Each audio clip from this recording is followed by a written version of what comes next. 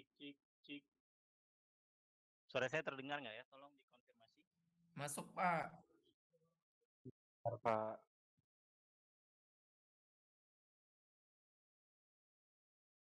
Oke, selamat malam ya semuanya. Assalamualaikum warahmatullahi wabarakatuh. Senang sekali pada malam ini kita bisa jumpa lagi gitu ya. Nah, saya ini sedikit lompat ke belakang gitu. Seharusnya ada yang disampaikan sebelum masuk ke materi adsorpsi kemarin gitu ya. Jadi ada satu materi tentang bagaimana cara kita mencegah terbentuknya air asam tambang seperti ya. Selain daripada membuat formasi PAF kemarin ya, NAF ya maksud saya ya, non potential acid formation ya, dengan menyelimuti material-material yang sifatnya itu adalah PAF. Apa? Itu adalah pirit, Fe2S ya, dan turunannya FS2 gitu ya, dan turunannya seperti itu. Nah, hari ini kita akan bicara soal drainage and dewatering system gitu ya. Nah, ini adalah materi yang saya gunakan dari materi TA3223-nya ITB. Nah, salah satu upaya kita selain daripada membuat formasi PAF, mohon maaf kita berdoa dulu ya sebentar, 1-2 menit menurut agama dan kepercayaan masing-masing. Berdoa dimulai.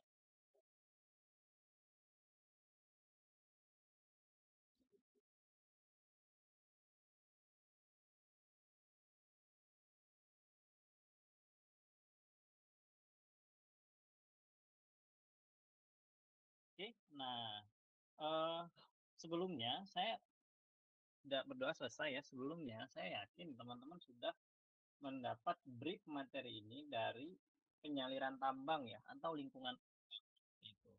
Nah, ada yang mau sedikit berpendapat tentang drainage dan dewatering system sebelum nanti saya sampaikan itu. Adelia mungkin?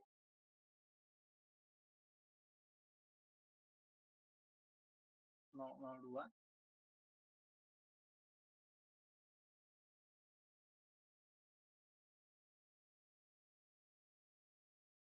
Tidak ada ya. Andre Naibaho 040.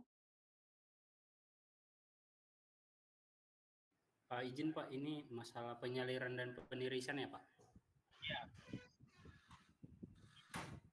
Mungkin Pak, kalau masalah penyaliran ya Pak, itu kayak kita itu bisa mengontrol gitu Pak, airnya itu bakalan kemana. Terus kalau penirisan ini sebagai kayak tempat penampungannya Pak. Kalau kayak di open pit itu ada SAM Pak. Oke, ya. Nah, Andre jawabannya sudah tepat gitu ya. Andre sudah bisa menghitung bagaimana sebuah dimensi SAM yang baik.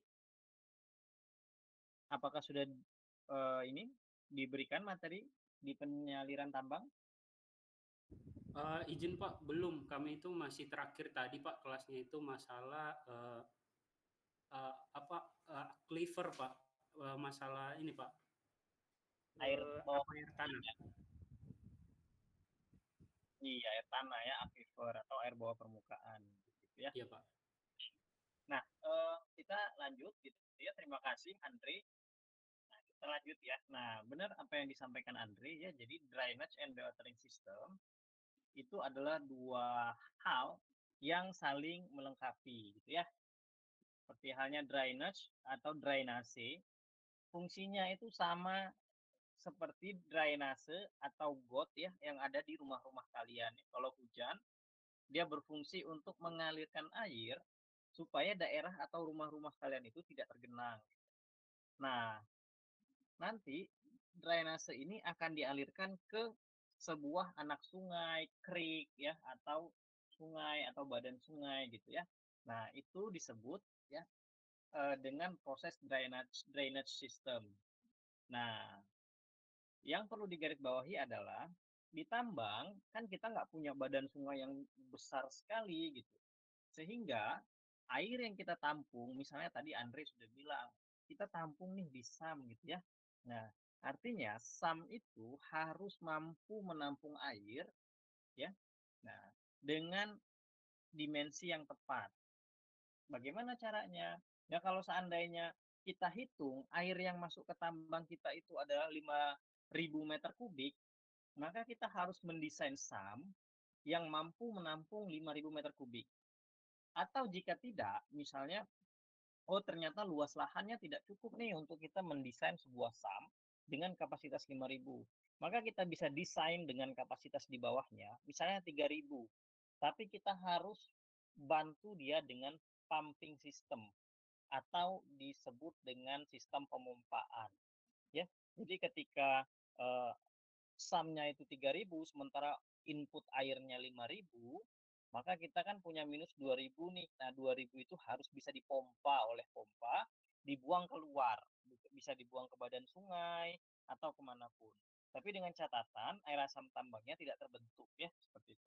Jadi kalau seandainya kita sudah buat sebuah formasi NAF, non potential acid formation, maka kita harus desain ya drainage and dewatering system yang sangat-sangat tepat seperti itu. Nah, upaya-upayanya ya kalau kita lihat di sini ya, penyaliran adalah suatu upaya ya di dalam mencegah, mengurangi dan mengendalikan jumlah air. Nah, tadi saya sudah sampaikan dengan bahasa yang sederhana. Bisa membuat apa? Perimeter drainage. Perimeter drainage ini seperti yang saya bilang tadi, apa itu? Got ya, nah, atau comberan atau apapun lah ya bahasa sederhananya. Supaya kita bisa jauh lebih mudah untuk memahami. Ya, lalu dialihkan ke aliran yang tidak mengganggu proses produksi seperti itu. Nah, ini ya dewatering adalah proses mengurangi ya dengan cara apa seperti itu. Nah, kedua aspek ini ya itu harus seimbang ya sehingga penyaliran dan penirisan itu harus optimal gitu. Nah, setelah sistem drainasenya itu optimal, maka diperlukan sistem dewatering. Jadi saling melengkapi. Tujuannya apa? Tujuannya adalah supaya dari sisi ekonomi ya target produksi tidak terganggu ya. Jadi kalau seandainya kalian mau nambang batu bara tapi tambangnya basah, tambangnya licin, tambangnya banyak spoil gitu ya. Nah, itu kan jadi sangat-sangat bermasalah ya. Jadi target produksinya bisa tidak tercapai, terus juga bisa terjadi kecelakaan kerja ya dan yang sangat-sangat tidak kita inginkan seperti itu. Sampai sini ada yang mau ditanyakan atau didiskusikan? Silakan Bayu. Boleh berpendapat nggak, Pak? Boleh.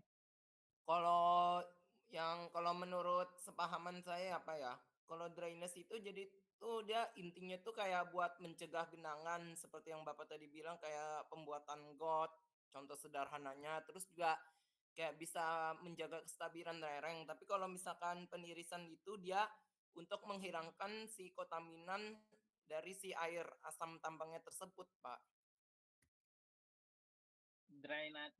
Dewatering system untuk menghilangkan kontaminan gitu ya.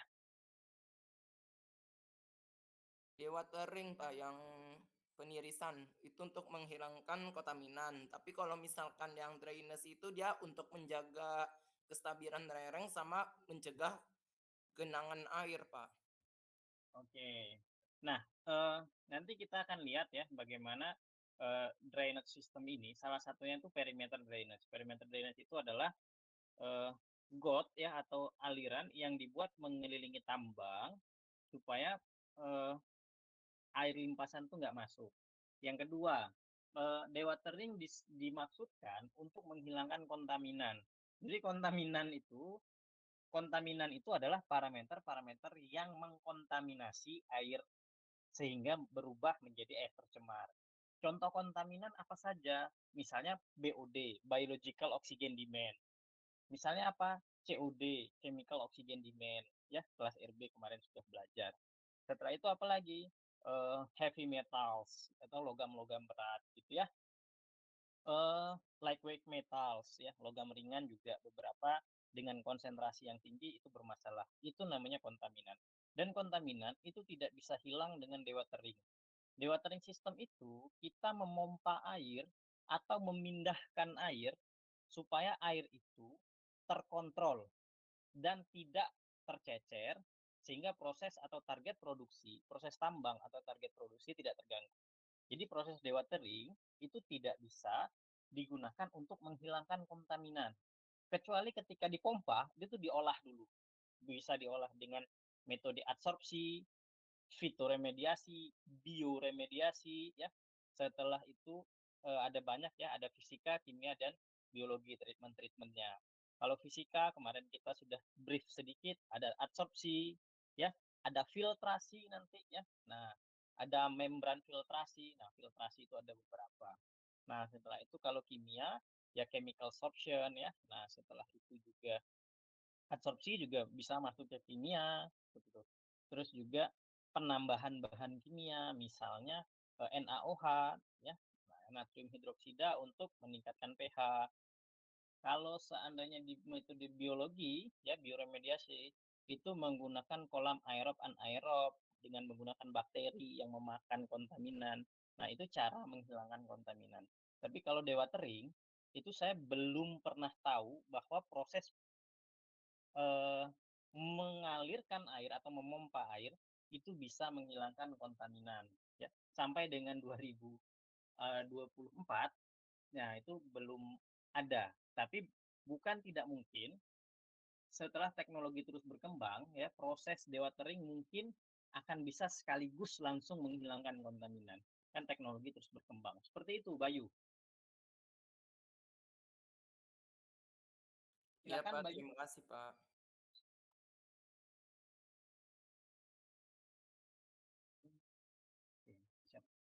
Nah, main dewatering system ya itu biasanya terdiri dari 3 ya. Pertama sump atau sumuran, kedua itu adalah pompa atau pumping system ya, lalu piping system atau sistem pemipaan. Nah, ketiga ini ya, inilah yang akan menjaga air di tambang supaya air itu tidak kemana-mana, supaya airnya bisa tetap terkontrol ya, supaya airnya itu tidak mengganggu target produksi. Oke.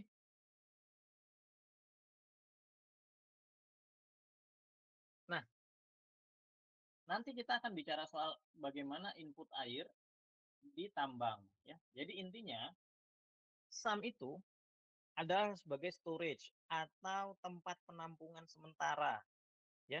Nah, di mana ya menyimpan air dalam kondisi ya input itu tidak sama dengan output. Nanti akan dibahas nih. Apa sih maksudnya air yang masuk tidak sama dengan air yang keluar sehingga kita perlu sump. Nah, ada beberapa sistem dewatering yang lain, tapi biasanya ini hanya digunakan untuk tambang-tambang mineral misalnya ya atau tambang-tambang yang sifatnya itu dalam sekali gitu ya, dalam sekali gitu. Sehingga kita perlu menggunakan banyak hal. Kita perlu menggunakan sistem dewatering baru. Nah, biasanya menggunakan apa? Horizontal drainage hole. Nah, ini juga bisa digunakan untuk apa? Ya, seperti yang teman-teman pelajari di sistem penyaliran, dia juga bisa digunakan untuk menstabilkan lereng. Ya, nanti akan ini sederhananya kalau teman-teman pergi Palembang Lampung tuh ya, itu kan teman-teman akan lihat tuh di sisi kanan atau kiri tol itu, sisi kiri lah yang terlihat gitu ya. Nah, itu akan ada eh, lereng yang didam, setelah itu ada yang keluar-keluar pipanya itu ya. Nah, ada pipa-pipa keluar. Nah, itu dimaksudkan ya ketika hujan, nah zona tersebut menjadi kedap atau jenuh terhadap air, airnya itu diharapkan bisa keluar. Sehingga ketika airnya keluar, zonanya tidak kedap terhadap air, ya potensi sliding menjadi turun, gitu ya, kestabilan meningkat. Meskipun itu sudah didam, tapi tetap harus dijaga nih konsentrasi air yang ada di bawah permukaan. Nah itu, ya. Nah ada juga ini pemompaan di luar zona tambang, ya, high wall shaft pumping, ya, perimeter boreholes pumping, gitu ya. Nah dan lain sebagainya. Pit floor boreholes. Nah, dan juga apa namanya horizontal horizontal boreholes gitu. Nah, ini biasanya digunakan untuk tambang-tambang yang memang kedalamannya cukup signifikan. Tapi ya, kalau seandainya dia itu misalnya ya daerah Sumatera ini main SR-nya tuh nggak jauh, biasanya 31 gitu ya. Biasa mereka pakai strip mine udah ketemu. Mereka nggak berani mengupas terlalu dalam karena pengaruh daripada nilai kalor gitu ya dan juga harga batu bara. Biasanya kalau sudah terlalu dalam mereka nggak mau atau mereka akan gunakan TBT. Tapi juga satu-satunya TBT yang saat ini beroperasi itu kan setahu saya di Sumatera itu kan sawah lunto. Nah, sawah lunto juga sudah stop nih. Sudah stop, mereka sudah berubah menjadi pusat studi diklat ya, pendidikan dan pelatihan. Nah, jadi reklamasinya sawah lunto itu bukan menutup lubang tambang, tapi lubang tambangnya itu dijadikan tempat pembelajaran untuk tambang bawah tanah, pusat studi tambang bawah tanah di bawah Kementerian SDM. Nah, ini maksud saya tadi input dan output. Input, storage, dan output ya. Nah, input ini adalah potensi air yang masuk ke dalam tambang dalam jumlah yang besar. Oke, dalam jumlah yang besar, yang signifikan. Ya. Pertama, pertama ini adalah seepage di dinding tambang. Seepage ini apa? Seepage ini seperti yang teman-teman pelajari, kan ada aquifer tuh, seperti tadi si Dendi ya, atau siapa bilang ya. Nah, itu kan ada aquifer di bawah permukaan. Nah, aquifer di bawah permukaan itu terpotong oleh dinding tambang, ya. Nah, terpotong oleh dinding tambang sehingga terjadilah rembesan. Nah, ketika terjadi rembesan, ya, nah bisa jadi di kampung sebelah yang seharusnya air tanahnya mengalir dari sewage dari aquifer tersebut itu putus. Sehingga kalau seandainya di sebelah sana itu ada desa, desanya itu jadi tidak jadi terputus ya suplai airnya. Seperti apa sih kira-kira visualnya nanti akan kita lihat. Bench drainage ini adalah air limpasan permukaan. Air limpasan permukaan ini kan misalnya kalau dianalogikan, ini kan tambang ya. Nah, ini bench nih. Nah, tambang itu kan eh, tidak tidak membuat gundukan tanah ya, tidak membuat gundukan atau tidak menjadikan gunung, tapi menjadikan lembah. Nah, konsep air yang mengalir ke bawah sesuai dengan gravitasi menyebabkan adanya ini bench drainage. Jadi dari atas ini air melimpas turun, turun, turun, turun, turun. Nah, ini disebut dengan bench drainage atau air limpasan permukaan. Lalu input air ketiga itu adalah hujan. Hujan yang langsung masuk ke pit tambang. Nah, jadi kalau seandainya nanti eh, di sini misalnya bench drainage, kita bisa buat perimeter drainage, kita bisa buat apa namanya got ya. Nah, dari perimeter drainage itu got misalnya kita ini ya, atau comberan ya, atau selokan bahasanya itu ya. Nah, kita bikin nih di sini nih. Nah, ada beberapa air yang tertahan ya, masih bisa dicegah meskipun tidak banyak, tapi bisa dikurangi volume air yang masuk gitu ya. Nah, sementara kalau yang ini nggak bisa sama sekali nih dikurangi nih. Kan nggak mungkin nih kita bikin tenda di sini ya, atau tambangnya kita tutup gitu ya, kan nggak mungkin. Jadi akan selalu ada air yang masuk ke tambang. Jadi tambang tuh mustahil kering banget gitu ya, apalagi musim hujan itu mustahil kering banget gitu. Nah, ketiga input air ini nanti kita akan hitung. Jadi seepage ditambah bench drainage ditambah direct rainfall itu harus mampu ditampung oleh SAM ya. Jadi kalau seandainya seepage-nya 5.000 meter kubik per jam, ini 5.000, ini 5.000. Jadi 1 jam akan ada 15.000 meter kubik. Nah, kalau seandainya, wah kalau kita mau bikin kolam atau SAM 15.000 meter kubik, terlalu gede nih. Kita nggak bisa, ya oke kita bisa bikin 5.000 aja. 10.000-nya artinya harus dipompa keluar. Pompa pakai apa? Pakai ini ya. Jadi input, storage, jadi jumlah air input itu harus mampu ditampung di storage. Ya, jika tidak mampu, maka harus dipumping, dipompa keluar. Apakah ke badan sungai, apakah ke daerah settling pond, apakah ke tempat yang dibuat khusus ya.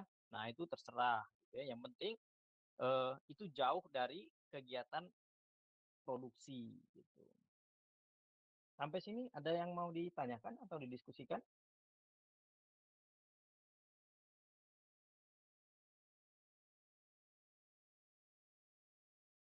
Bayu, aman?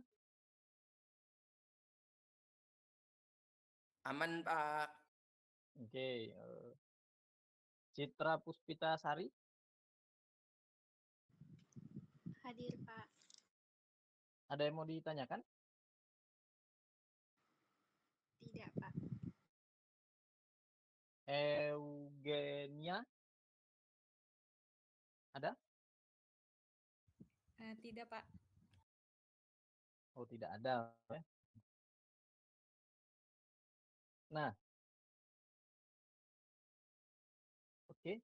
Si page itu kurang lebih seperti ini, penampang dua dimensinya. Nah, jadi ini aquifer nih, ya.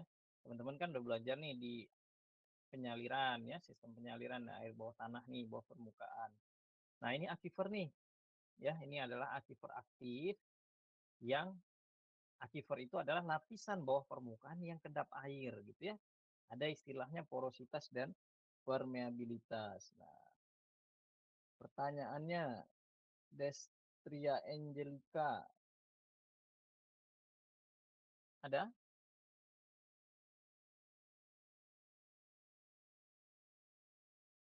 Nggak ada. Di bawahnya Citra Triuda, terus Jeremia. Jeremia ada?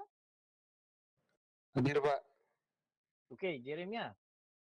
Aquifer itu bisa mengalir karena adanya porositas dan permeabilitas batuan, ya kan? Sudah belum? Iya, Pak. Sudah belajar belum? Sudah, Pak. Sudah ya. Nah, apa itu porositas dan permeabilitas batuannya?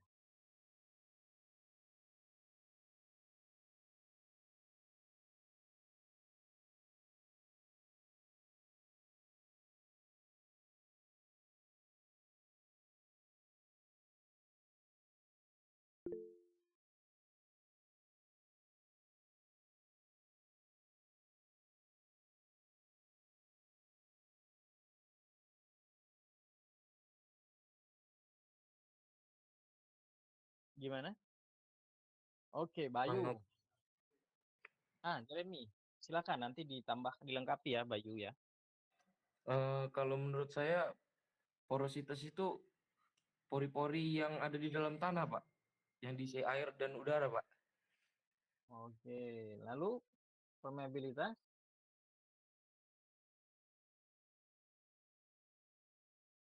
Oke, si Bayu lengkapi.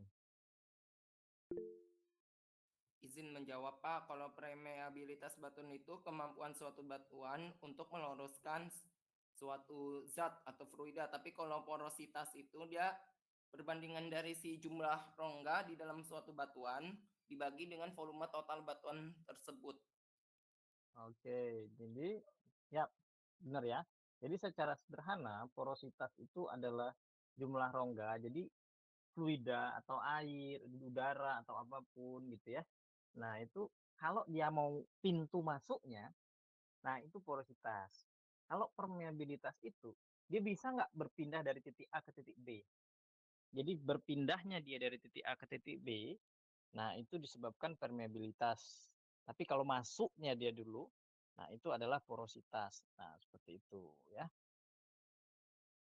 Begitu. Kita lanjut.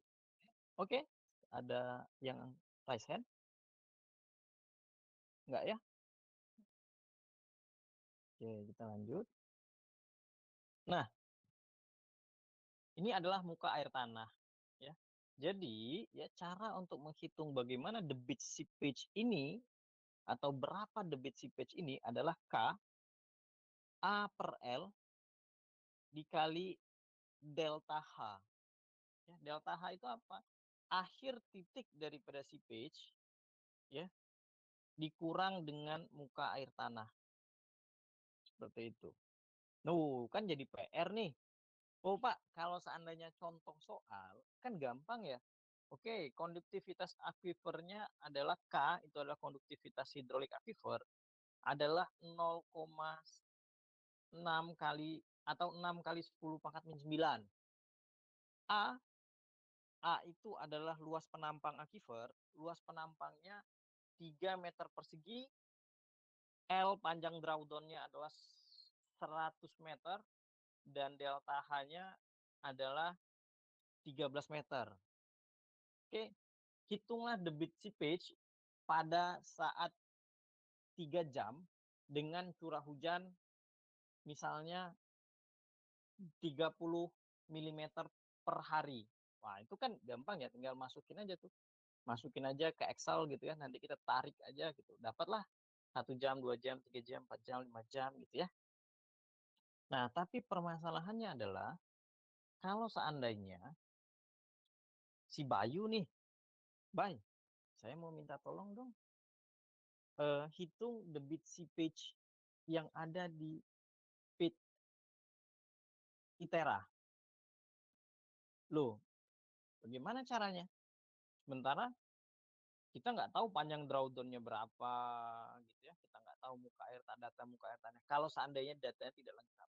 Jadi bagaimana cara Bayu untuk menyelesaikan problem tersebut?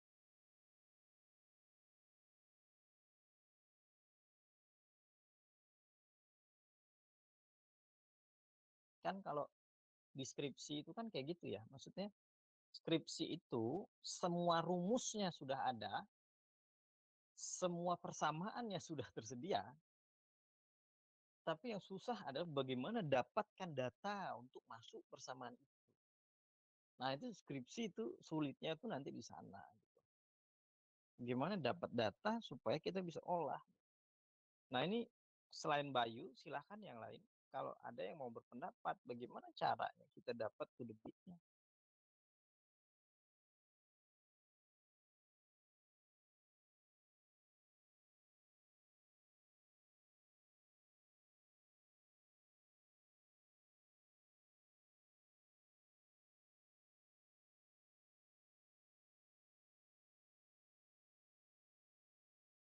Oke, saya beri waktu berpikir 3-5 menit. Silakan.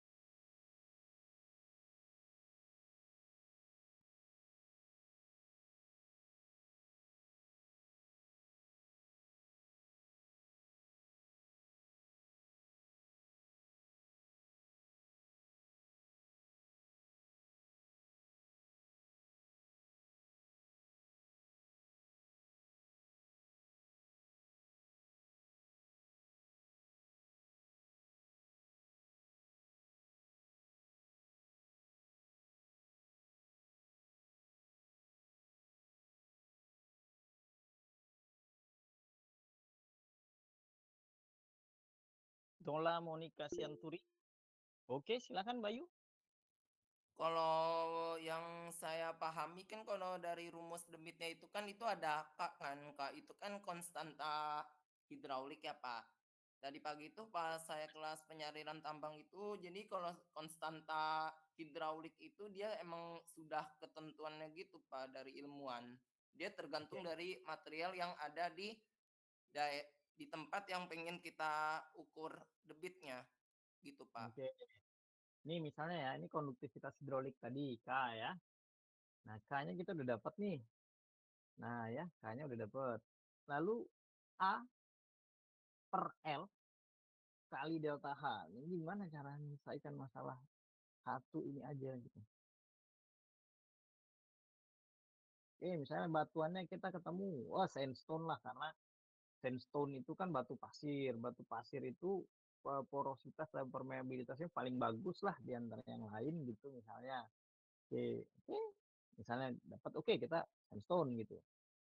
Nah, itu gimana lagi nih? Dapat yang lain nih.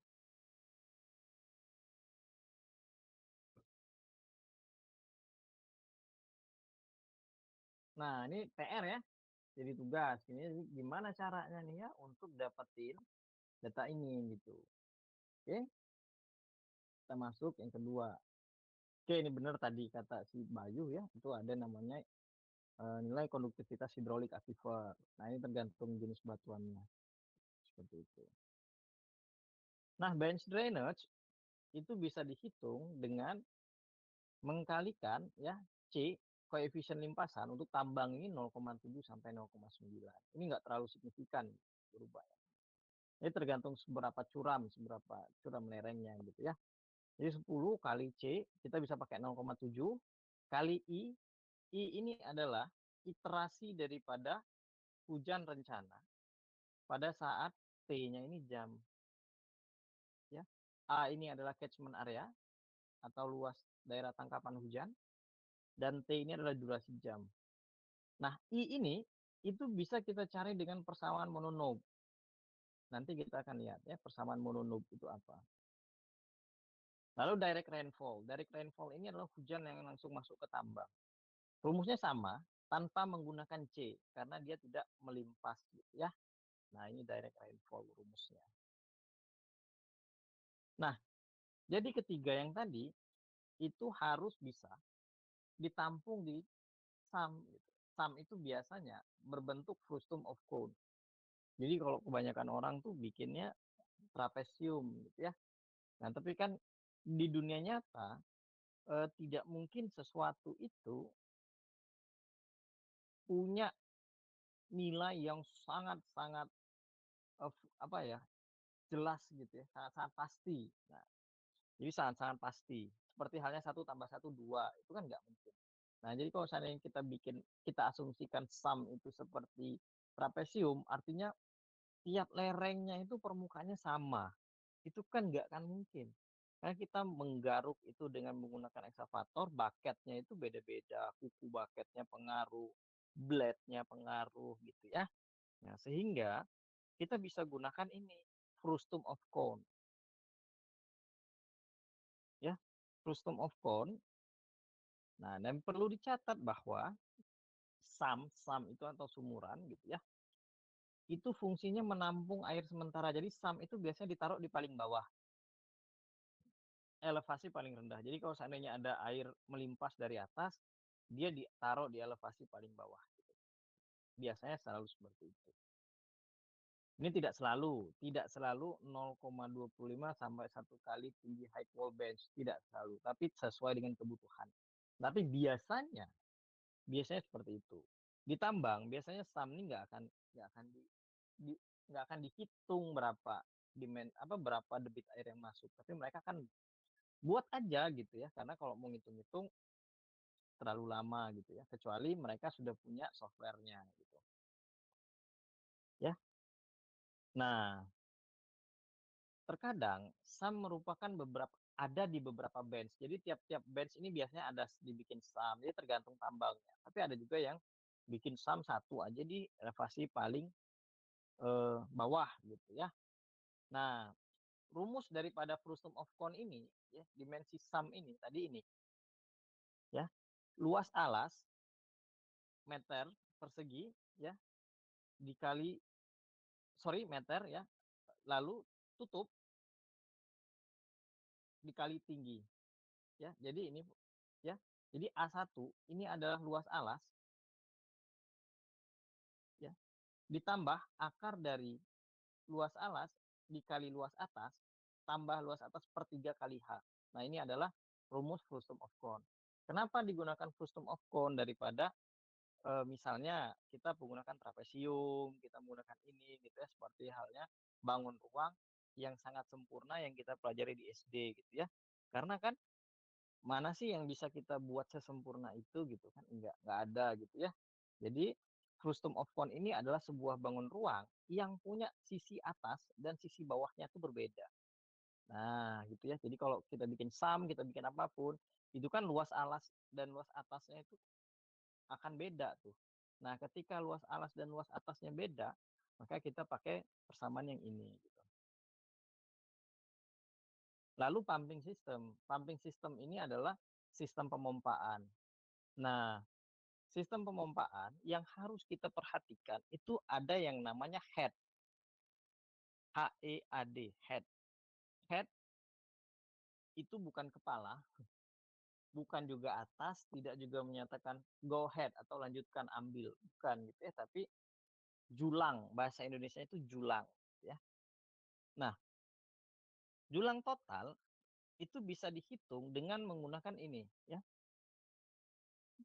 Total julang ya itu bisa dihitung dengan menjumlahkan antara julang friksi atau yang disebut juga dengan julang yang mengalami kerugian disebabkan oleh gesekan pada dalam pipa. Jadi kalau fluidanya ngalir kan terjadi gesekan gitu ya.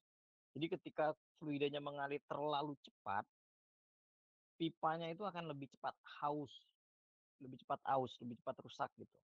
Karena gesekannya terlalu cepat. Tapi kalau seandainya julang kecepatan alirannya itu lambat, lambat gitu ya. Nah, itu bisa menyebabkan apa itu namanya tersumbat gitu ya. Karena terlalu lambat alirannya, itu bagian dalam pipanya itu bisa tersumbat. Nah, nanti kita akan pelajari di rate berapa sih kecepatan yang diizinkan, kecepatan aliran yang diizinkan di dalam sebuah pipa di tambang, ya seperti itu. Julang shock ini adalah kerugian yang disebabkan oleh belokan pipa. Jelas ya. Jadi kalau seandainya sumnya di bawah, ya settling point-nya di atas, gitu kan tiap-tiap bench pipa akan melewati bench ya. Nah, itu kan akan belok-belok gitu ya. Nah, itu ada kerugiannya. Nah, ini adalah persamaannya ya. Julang gesekan itu bisa dihitung ya dengan ini ya. F koefisien gesek dikali panjang pipa atau saluran ya dibagi dengan diameter pipa kali kuadrat dari kecepatan aliran dan 2 kali percepatan gravitasi. Nah, 9,81 lah kita pakai gitu ya. Nah, pertanyaan selanjutnya adalah bagaimana cara kita untuk ya mengukur kecepatan aliran yang ada di dalam pipa, gitu ya. Nah, teman-teman kalau secara teoritis itu sudah belajar di mekanika fluida ya, fluid mechanics gitu ya. Bagaimana teman-teman menghitung kecepatan aliran itu. Nanti akan ada hubungannya dengan Reynolds number ya. Jadi kita harus tahu karakteristik alirannya, dia masuk ke dalam aliran laminar atau turbulen gitu. Nah, nanti kita bisa tahu tuh gitu ya, kita bisa estimasi, kita bisa hitung kecepatannya itu berapa gitu. Nah, gitu. Nah, pertanyaannya ketika teman-teman ada di lapangan ya, nah gimana cara teman-teman untuk mengetahui berapa sih kecepatan aliran yang ada di dalam pipa tersebut gitu. Nah, ini sebenarnya banyak coret-coretannya dan akan lebih menarik kalau offline gitu ya. Tapi karena keterbatasan gitu ya, kita maksimalkan dengan online gitu. Oke. Ada yang mau berpendapat bagaimana caranya gitu?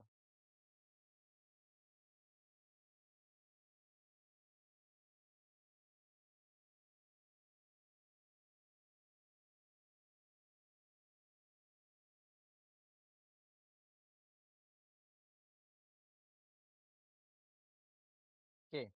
Nanti bisa dijadikan tugas untuk minggu ini ya. Jadi bagaimana cara kita menentukan yang pertama tadi ya mendapatkan nilai seepage secara sederhana.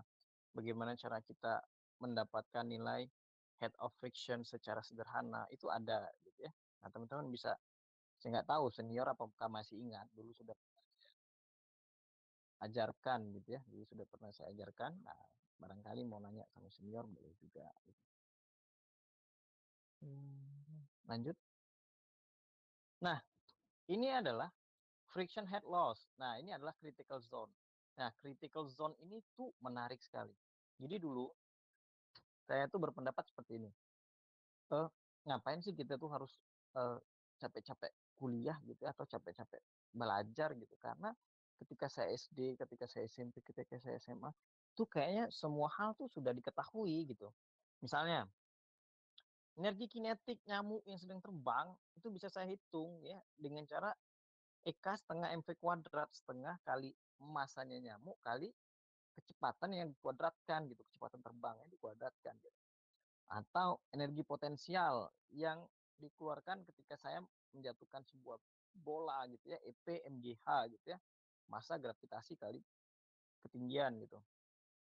Nah, bahkan sampai dengan relativitas khusus gitu, sampai dengan atom, proton, elektron, neutron itu sudah ada semua. Tapi kenapa masih harus belajar capek-capek gitu? Apa sih yang sebenarnya eh, kita tuh pengen tahu gitu?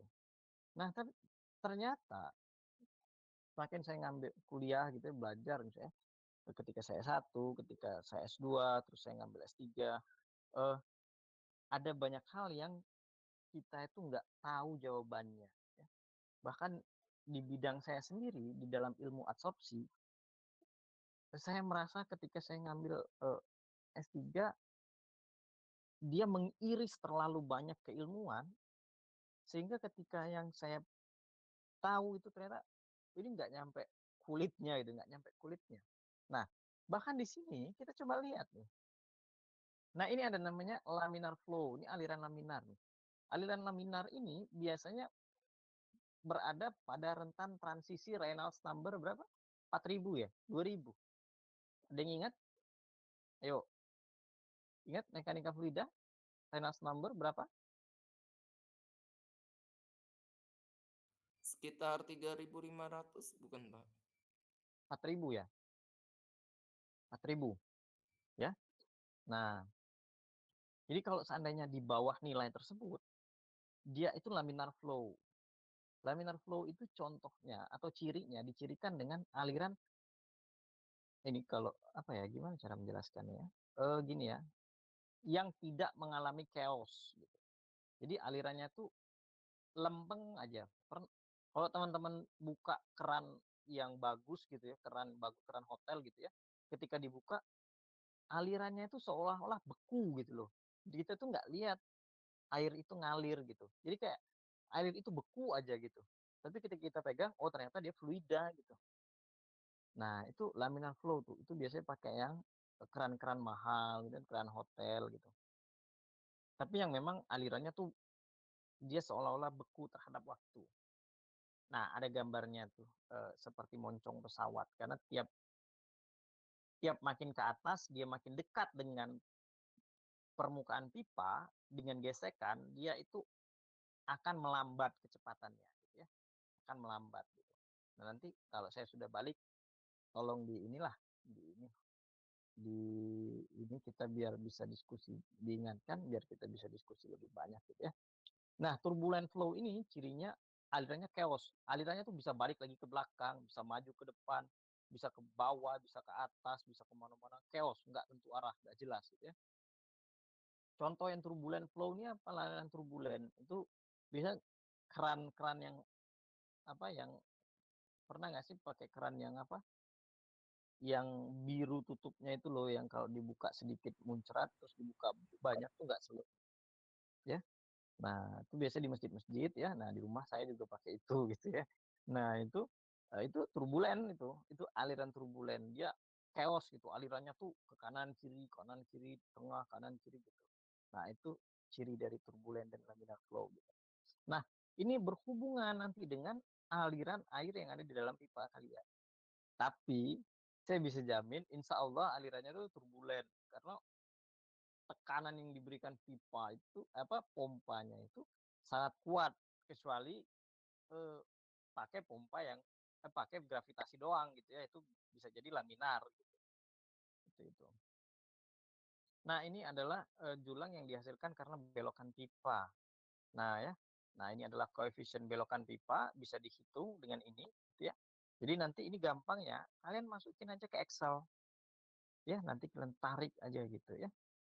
Nah, N ini adalah jumlah belokan pipa, biasanya sesuai dengan jumlah bench-nya. Ya. Nah, ini adalah kecepatan aliran fluida dalam pipa. dan G ini adalah percepatan gravitasi. Nah, ini juga ya sama ya disebabkan oleh perbedaan katup isap. Jadi biasanya kalau inlet sama outletnya beda, misalnya kita punya pipa nih gitu ya. Nah, yang tempat nyedotnya 3 inci.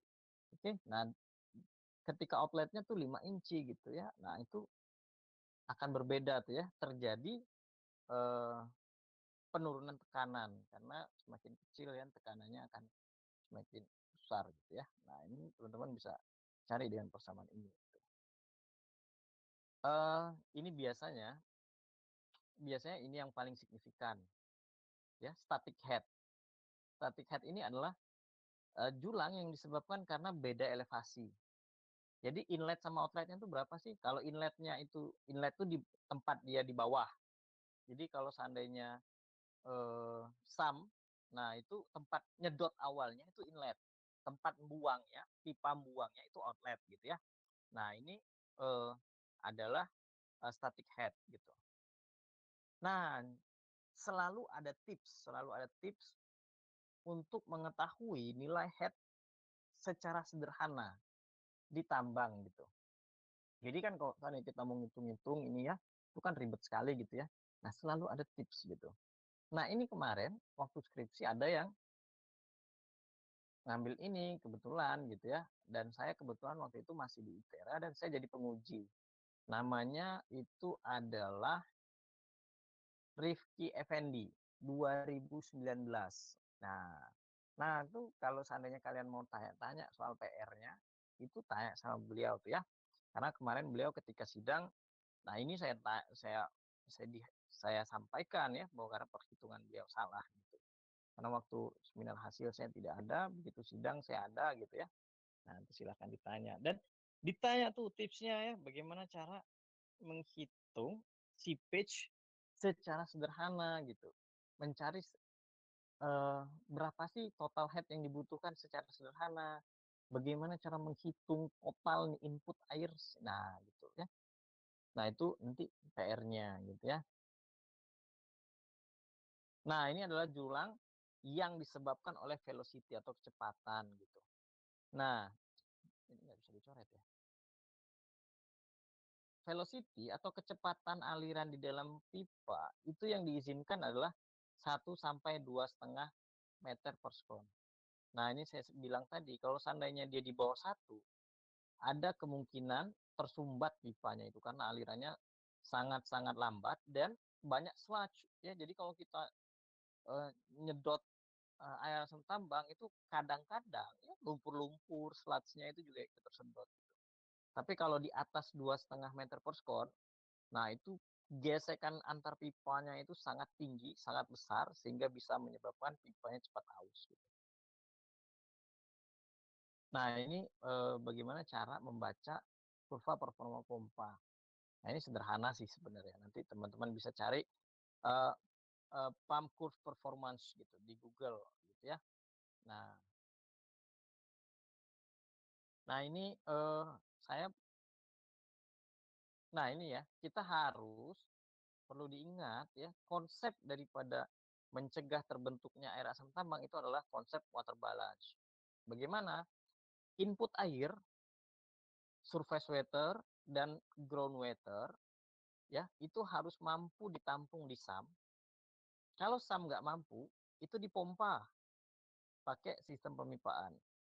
Nah ketika sudah dipompa air yang dipompa itu pindahkan ke sedimen pond atau settling pond.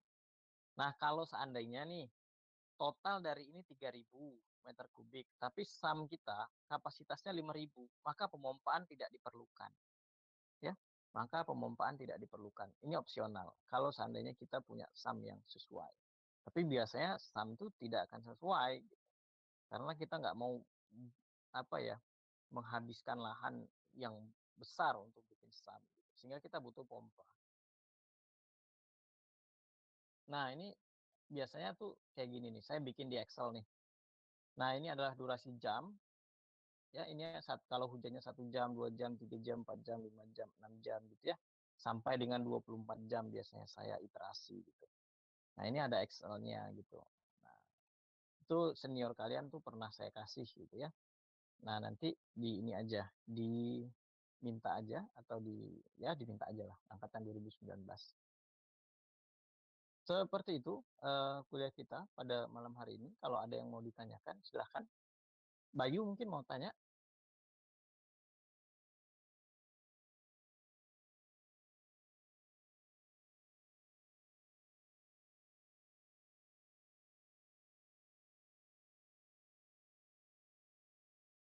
Tidak ada?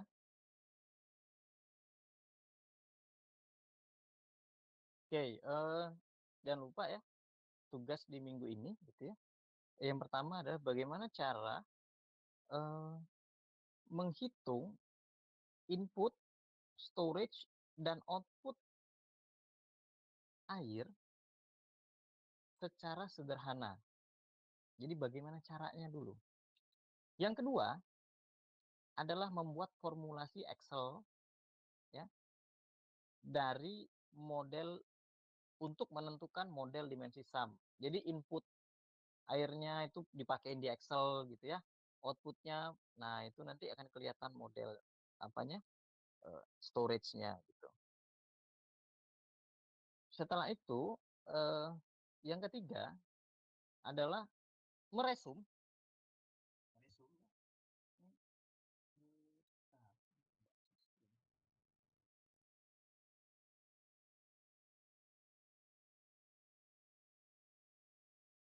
Oke.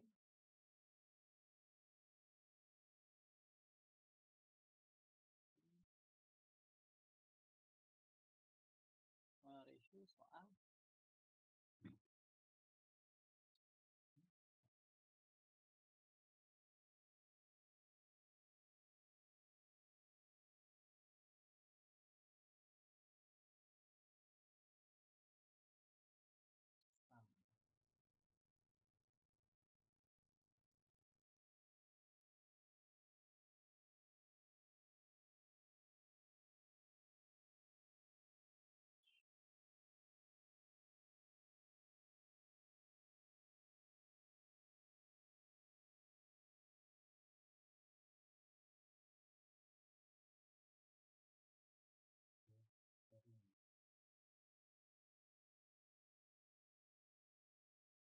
Nah, teman-teman bisa pakai yang ini atau yang ini.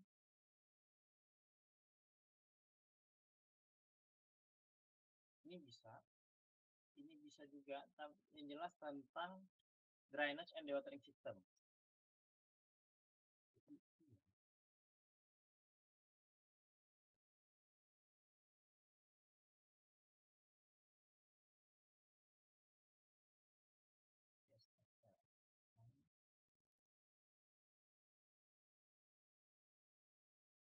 Nah, ini bisa juga.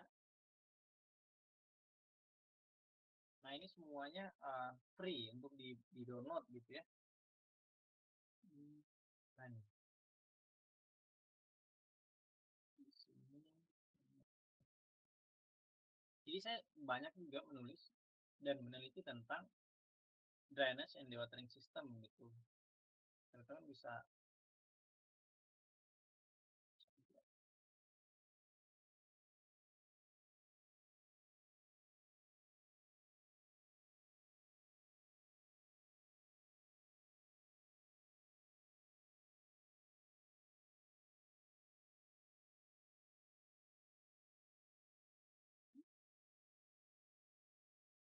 internetnya ya. Nah, ini ya.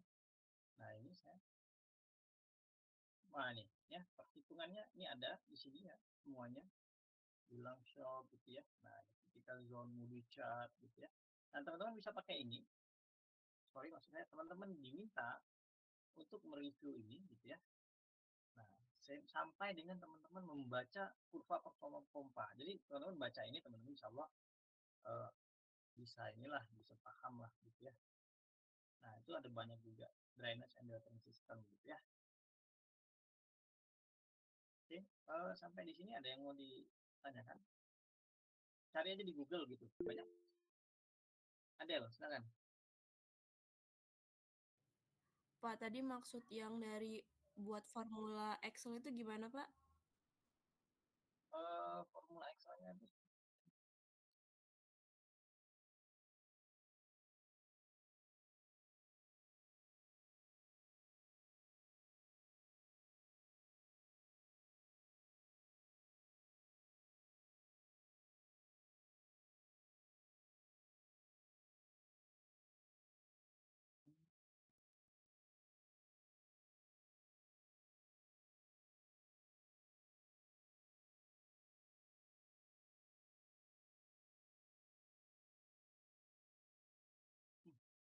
nggak ketemu.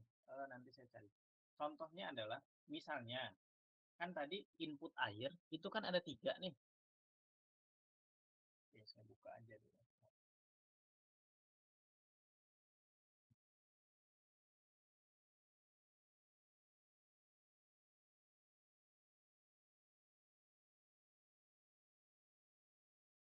Nah, ini kelihatan nggak? Nah, ini misalnya punya Adel gitu ya. Nah, ini adalah input air. Input air.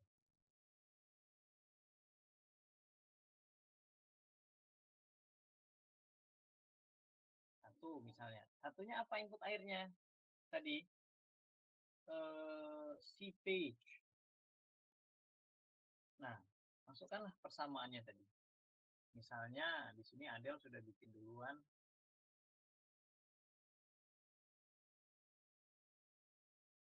K, konduktivitas hidrolik aquifer.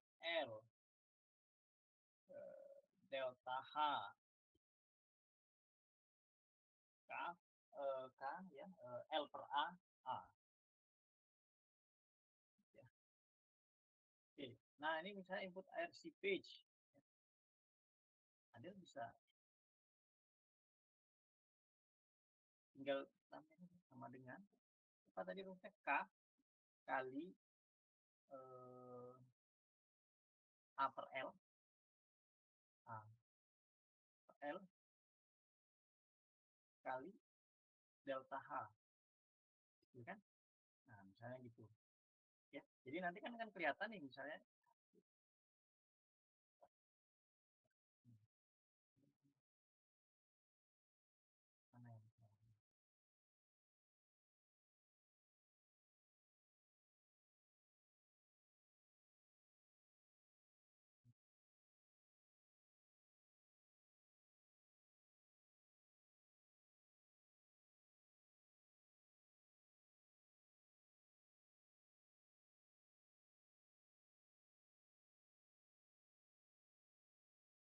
mana yang kayak gini ya.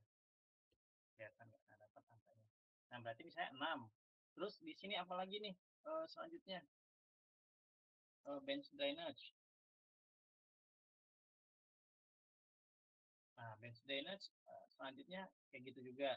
Ya, di sini aja dibikin, jadi akan kelihatan. Lalu kelihatan nih setelah itu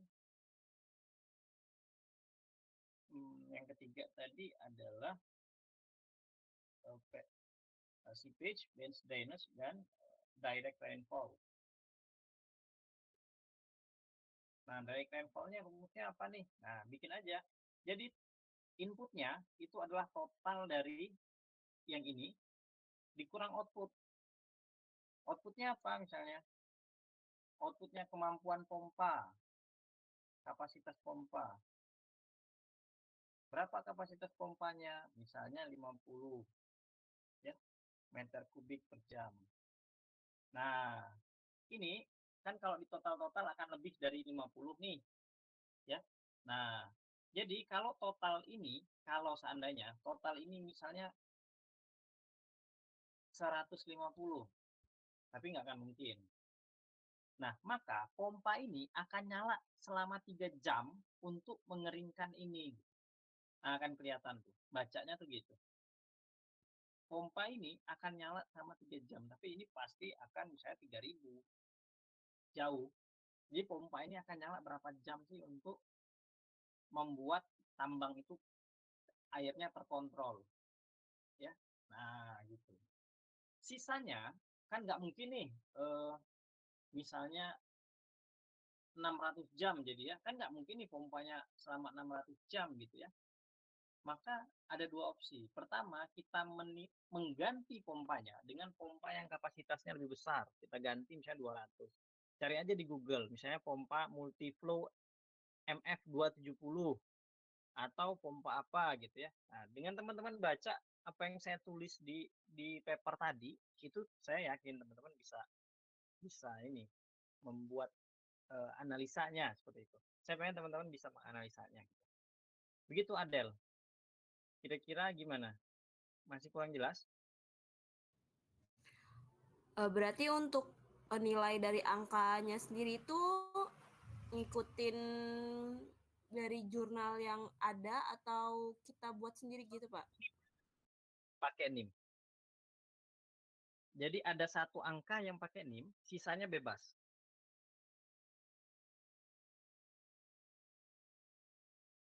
Supaya nanti Oke, Pak. desainnya Makasih. tuh beda-beda. Oke. Jadi nanti sekalian sepakati aja, misalnya, Pak, saya mau beda julangnya, delta H itu sesuai NIM. Nah, nanti itu akan beda-beda tuh. Gitu. Pak, kami mau ini apa gitu. Satu aja yang sesuaikan dengan NIM. Gitu. Kalau NIM-nya 00, itu boleh bebas untuk memilih nilai berapapun.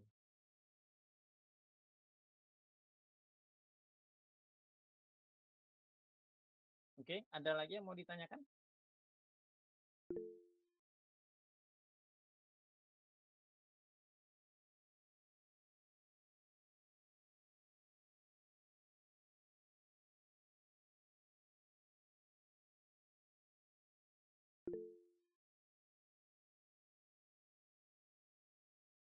Iya ya.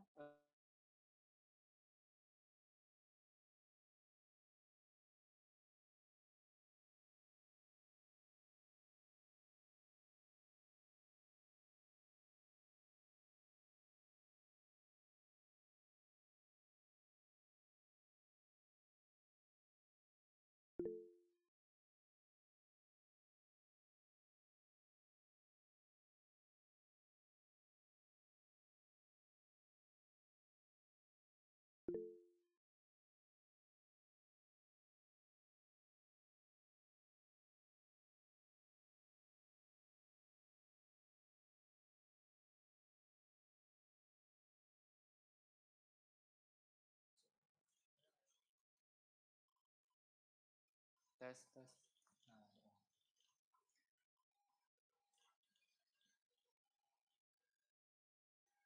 Pak, saya izin bertanya. Untuk desain drainase sama dewatering di tambang itu jalurnya apakah sama atau dibedakan ya Pak? Kalau untuk misalnya di pit suatu tambang. Terima kasih Pak.